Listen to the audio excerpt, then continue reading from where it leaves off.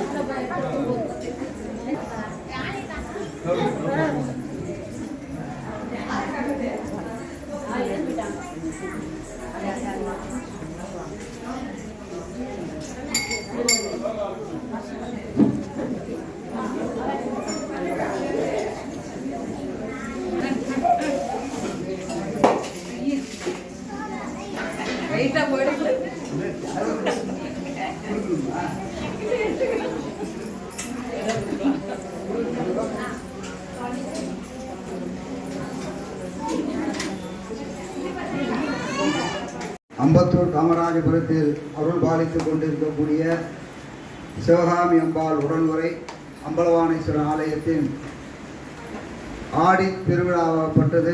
2வது வெள்ளிக்கிழமை வருகிற வெள்ளிக்கிழமை அன்று திருவிளக்கு பூஜை நடைபெற உள்ளது. அதே போல நாளை மறுநாள் ஆடி அமாவாசை பிதர்களுக்கு தர்ப்பணம் செய்யக்கூடிய நாளாக இருக்கிறதுனால காலை 7 மணி முதல் 10 மணி வரை தர்ப்பணம் செய்யப்படும். பிதிர் தர்ப்பணம் செய்யக்கூடியவர்கள் காலை 7 மணிக்கு வந்து நம்ம ஆலயத்தில் தர்ப்பணம் செய்து கொள்ளலாம். அதே போல் 28ஆம் தேதி திங்கட்கிழமை ஆடி பூரம் சிவகாமி அம்மனுக்கு மகா அபிஷேகம், வளையல் சாற்றுதல், சிறப்பு அபிஷேக அலங்கார பூஜைகளாக நடைபெற உள்ளது. அது மேற்கொண்டு விவரத்தை நம்ம ஆலய நிர்வாகிகள் கேட்டு தெரிஞ்சுக்குமாறு கேட்டுக்கொள்கிறேன்.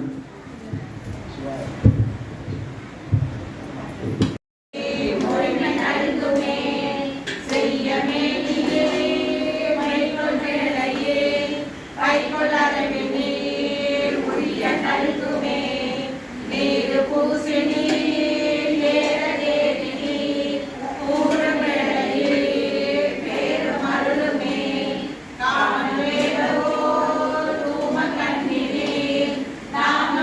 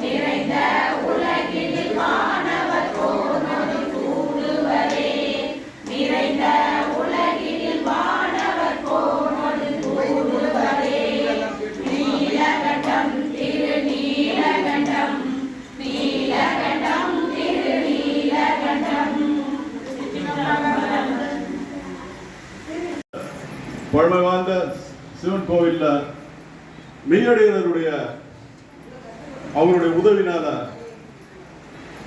இந்த ஆலயம் ஒரு காலத்துல ஒரு 25 வருஷங்களுக்கு முன்னாடி நீங்க பாத்தீங்கன்னா இந்த கோவில் ஓட்ட கோயில் அப்படின்னு சொல்லுவாங்க. கோயில் சுற்றுச்சுவரெல்லாம் பாலம் பாலமா வெடிச்சு மழைநீர் உள்ள போகக்கூடிய நிலைமையில இந்த ஆலயம் இருந்தது. வீடும் சரி, கோவிலும் சரி, நாடும் சரி. கொஞ்ச காலம் அப்படியே இருக்கும், திடீர்னு வளர்ச்சி அடையும். இவ்வளவு நாளா அந்த குடும்பத்துல இருந்தவங்கள தெரியாது, ஆனா திடீர்னு எல்லாரும் ஒரு நல்ல நிலைமையில ஆயு அந்த வீடு வாசல்லாம் பிரமாதமா கட்டி அந்த ஊர்ல ஆச்சரியம் எப்படி இருந்தவங்க தெரியுமா பாவங்க அப்படின்னு திடீர்னு ஆயிட்டாங்க. திருக்கோயில அந்த மாதிரி தான். ஒரு காலத்துல கிட்டத்தட்ட 2000 வருஷம் உட்பட்ட இந்த பழமையான சிவன் கோயில்ல கொஞ்சம் கற்பனை செஞ்சு பாருங்க, எத்தனை கைகள் இந்த குளத்தை வெட்டி இருக்கான். திருக்குளம் நீங்க 550 வருஷத்துக்கு முன்னாடி நீங்க வரலாறு பாத்தீங்கன்னா அம்பத்தூர் பகுதியில் 3 கோயில் தான் இருக்கு. இந்த சிவன் கோயில், கண்ணத்தம்மன் கோயில், இன்னொரு பெருமாள் கோயில், வேற சுத்து வட்டாரத்தில் எந்த கோவிலும் கிடையாதுன்றது வரலாறு சொல்றது. ஆரம்ப காலத்துல அம்பலப்புத்தூர்னு அழைக்கப்பட்ட இந்த சிவன் கோயில் நாளா வடையில அம்பத்தூர் அப்படின்ற மாதிரி, மன்னர்கள் காலத்துல தொண்டை மன்னர் அழைக்கப்பட்ட ராஜாக்கள் காலத்துல நாடு முழுக்க 108 சிவன் கோயில்களை அவங்க எழுப்புறாங்க. நீங்க பாத்தீங்கன்னா தென்னகத்துல சிவன் கோயில் தான் அதிகமா இருக்கும். அதனால தான் மாணிக்கவாசர் எப்படி பாடுறாரு, தென்னாடுடைய சிவனே போற்றின்னு சொல்லிட்டு பாடுறாரு. ஆக 108ல இந்த சிவன் கோயில் 51வது சிவன் கோயில் அம்பலப்புத்தூர் அப்படின்னு அழைக்கப்பட்ட நாளவட்டில் அம்பத்தூர் மருவே இறைவனுக்கு அம்பலவாணர், இறைவி சிவகாமி தில்லையில இருக்கிற அதே பேர் கொண்டு இங்க அமர்ந்து அவங்க வச்சிருக்காங்களா. ஏதோ ஒரு இடத்துல சிவன் கோயில கட்டிட மாட்டாங்க, அதுக்குன்னு தவசிகளையா முனிவர்களையா சித்தர்களையா அவங்களை ஆலோசனை பண்ணி இன்னைக்கு தஞ்சை பெரிய கோயில் எடுத்துங்க, கரூர் சித்தர் தான் சிவலிங்கம் பெருசா கோயில கட்டாரு, லிங்கத்தை தூக்கி பிரதிஷ்டை பண்ண முடியல. கரூர் சித்தர் அவர் கேள்விப்பட்டு அவர் வந்துதான் அந்த லிங்கத்தை தூக்கி வைக்கிறாரு. அந்த மாதிரி எல்லாம் வரலாறு இருக்கும் போது இந்த சிவன் கோயில்ல எந்த சித்தர்களா மகா முனிவர்களா அவங்க எல்லாம் இன்னைக்கு அருவமா இந்த கோயில் இருப்பாங்க. இறைவன் இந்த கோயில் கட்ட பராமரிப்பு செய்து அதை விரிவுபடுத்துறதுக்கு சில பக்தர்கள் கிட்ட நிதியை வாங்குறாரு, சிலர்கிட்ட அவங்க மனதை கடினமாக்குறாரு. எப்படி? அவனுடைய விதி, அவனுடைய நிறைய பாசனை, அவனுடைய பணம் கோவிலுக்கு தேவை இல்லைன்ட்டு அவனை கொடுக்க வைக்கிறது அவர் தான், கொடுக்க கூட தடுக்கிறது அவர் தான், மனசுல பொந்து வேணான்றாரு. ஆக சிவன் கோயில மனமோந்து நிதி கொடுத்தாங்க. பாத்தீங்களா அவங்க எத்தனை தலைமுறைக்கு இறைவனுடைய ஆசீர்வாதம் அவங்களுக்கு இருக்கா? கண்டிப்பா அப்படி சொல்லிட்டு அந்த சித்தரமான ஆணைன்ட்டு சொல்றேன், அவங்க மேல நம்பிக்கையில வருது. இதனால தான் பாருங்க சேந்தனார் பாடுறாரு 63 நாயன்மார்கள் எவ்வளவு வரலாறு சொல்றான். ஆனா நம்ம இன்னைக்கு கூட வாட்ஸ்அப்ல வந்திருக்கு 63 நாயன்மார்கள் நம்மளுக்கு முக்கியம். எந்நாட்டில் இருக்கிறவங்களுக்கு சிவ வழிபாடா சக்தி வழிபாடா 63 நாயன்மார்கள் முக்கியம். 5500 வருஷத்துக்கு முன்னாடி இந்த நாட்டில் யாருந்தா கோவில் இருந்ததுன்னு சொல்லிட்டு பார்த்தோம்னா சிவன் கோவில் தான் இருந்தது. இங்க மட்டுமா உலகம் முழுக்க வியட்நாம்ல ஆராய்ச்சி பண்ணி ஏதோ ஒரு தொல்லை ஆராய்ச்சி பண்ணும்போது மற்ற வடிவமான ஆவட சிவலிங்கம் கிடைச்சிருக்கு வேற. ஆனா தென்னாட்டில் வர நம்ம தமிழர்களுக்கு சிவபக்தி முக்கியம். ராஜாக்கள் கால புதுசா கட்டவோம்னா ராஜாக்கள் காலத்துல நம்ம கட்டின கோவில்களை அதை நம்ம பாதுகாத்தா புனரமைச்சு அழியாம பாதுகாத்த அப்பேற்பட்ட புண்ணியம் நம்மளுக்கு கிடைக்கும். அதனால்தான் சேந்தனார் சொல்றாரு பாருங்க, சிவபக்தர்களுக்கு சிவன் கோயிலுக்கு சிதம்பரம் முக்கியம். எங்க இருக்கிற சிவலிங்கத்தில் இருக்கிற இறைவனா அங்க ஒடுக்கமா ஆகுறாங்க. இது ஏதோ ஒரு கற்பனை சொல்ல. இந்த உலகத்தோட பூமியில நடு மத்தி சென்ட்ரல் பேஸ் எங்க இருக்குன்னு சொல்லிட்டு அமெரிக்கால இருக்கிற ஆராய்ச்சி அனுபவம் சந்தேகம் வந்துச்சு. உடனே தேடுறான், வான்வெளி மூலியமா விண்காலம் மூலியமா தேடும் போது இந்தியாவில் இருக்கு அந்த மத்திய சென்டர், ஒரே ஒரு நேர் கோடு சென்டரா. அது எங்க? இந்தியாவில் எங்கடா இருக்கு?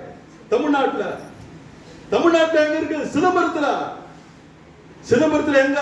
சிவபெருமான் கட்டவரல மெதிச்சு இருக்கிறார் பத்தியா, அதான்டா அந்த சென்டர் கோடு. அப்ப இன்ஜினியரிங் படிச்சாங்களா? சிதம்பரம் கோயில் போய் பாருங்க, இங்கிருந்து நேரா கடைசியா இருக்காங்க ஒரே நேர்கோடு. இப்ப இருக்கிற இன்ஜினியர் கூட அந்த மாதிரி கட்ட மாட்டாங்க. நம்ம ஒரு புது வீடு கட்டணும்னா கூட மிஞ்சி போனா 40-50 வருஷத்துக்கு மேல வர மாட்டேங்குது. 2000 வருஷம் மேல 1000 வருஷம் மேல நம்ம முன்னோர் கட்ட கோயில் இன்னைக்கா நிக்குத. எத்தனை புயல்களையும் இடர்களையும் இயற்கை சீற்றங்களையும் பார்த்து தலைஞ்சு பிறந்து நிக்குத. என்ன காரணம்? தெய்வீக சக்தி தெய்வத்தோட அருளால கட்டினாங்க தவிர வேற என்ன காரணம் சொல்ல முடியும்? சேந்தனார் பாடுகிறார், மண்ணுக தில்லை, மண்ணுகன்னா தில்லை கோயில் வளர்ந்தா மண்ணுக தில்லை. அடுத்தபடியா சொல்றாரு வளர்கணும் பக்தர்கள். மூணாவது சொல்றதுதான் முக்கியம், வஞ்சகர் போய் அகல. வஞ்சகர்கள் கோயிலுக்கு போய் அகலன்றாரு. இந்த கோவில கண்ணும் கருத்துமா இருந்து மகா சிவராத்திரி பண்ணி அஞ்சு மாசமா கடின உழைப்பாளா இப்படி தலைமை நிற்கும் போது உண்மையான சிவபக்தர்களுக்கு பார்க்கும் போது அவங்க முகத்துல அப்படியே பூரிப்பா பொங்கி வழிஞ்சு பாராட்டுறாங்க. ஆனா சிலருக்கு வஞ்சகர்கள் யாரு? அந்த பார்த்த உடனே முகத்தை சுழிச்சுக்கிட்டு மௌனமா இருக்கிறாங்க பாருங்க, அவங்கதான் வஞ்சகர். வேற யாரு? வஞ்சகர் போயாகலா பொன்னின் செய் மண்டபத்துள்ளே புகுந்து பூனைகள்லாம் விளங்க அண்ணனடை மடவால் உமையால் அரியவன் கோமுக்கு அருள் புரிந்து பின்னை பிறவரைக்கு நெறிந்த பித்தருக்கு பல்லாண்டு கூறணும். இரவிலே மாத்துறாரு, பல்லாண்டு வாழணும், எங்களெல்லாம் வாழ வைக்கிற இல்லையா? தேவாதி தேவர்களுக்கு இந்திரனுக்கு சந்தோஷமா பெரிய ரத்ன மண்டபம் அமைச்சு கேளுக்க விடுதியோட எப்போ வாழணும் வாழ வச்சா பெருமாளுக்கு சொல்ல வேணாம். அவருக்கு அபிஷேகம் இல்லைன்னா கூட நான் பட்ட பீதாம்பரம் நகை நட்டு அவர் சுகபாகமா வச்சிருக்கிறேன், நீ தான் இருக்கிறார் அப்படின்னு சொல்லிட்டு அவருக்கு சந்தேகம். பார்வதி அம்மன் கேட்கும் போது உலக மக்கள் நன்மைக்காக நான் சுடுகாட்டுல இருக்கிறேன்னா சுடுகாட்டுல இருக்கிறாங்க, சுடுகாட்டுல இல்லைன்னா துஷ்டமான சக்திகள்லாம் போய் ஊர்ல பூந்து மக்களை நிம்மதியா தூங்க விடாத பண்ண அதுக்கெல்லாம் அங்கேயே இருக்கிறேன். எங்க இருப்பேன்? இங்கே இருக்கிறேன். அங்க ஒரு இருக்கத்தோடு தான் என்ன ஆகுது?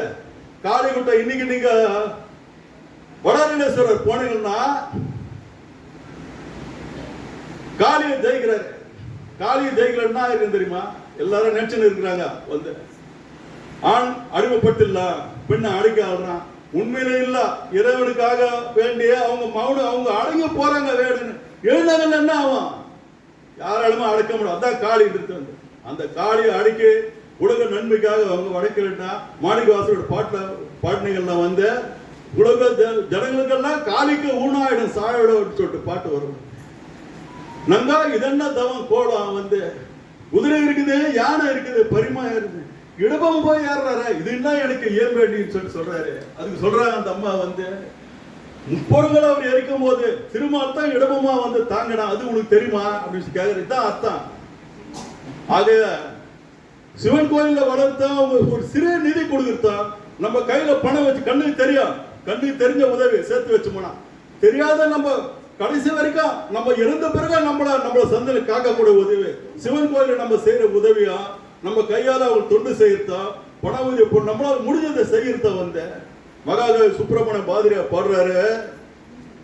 நிதி மிகுந்தவர் பொறுக்கு வைத்தாரு, நிதி குறைந்தவர் காசுகள் நல்கி, அதுவும் மற்றவர் நல்வார்த்தை நல்கி.